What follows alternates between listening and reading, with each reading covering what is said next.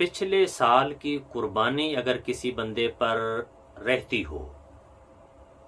اب سال پورا ہو گیا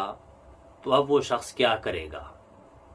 پچھلے سال کی اگر قربانی ہم میں سے کسی پر واجب ہو، رہتی ہو، جو اس نے پچھلے سال کرنی تھی نہ کی، تو اس کی دو صورتیں ہیں۔ ایک صورت یہ ہے کہ آپ ایک جانور خریدیں جس کی قربانی ہو سکتی ہو،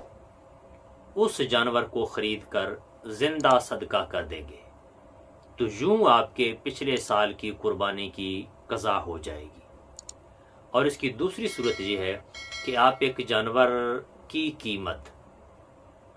گائے کے 7ویں حصے کی قیمت، اونٹ کے 7ویں حصے کی قیمت، یا مطلقاً ایک بکری کی جس کی قربانی جائز ہو اس کی قیمت کے برابر رقم کو کسی فقیر مسکین کو صدقہ کر دیں، تو تب بھی آپ کے گزشتہ سال کی قربانی کی قضا ہو جائے گی۔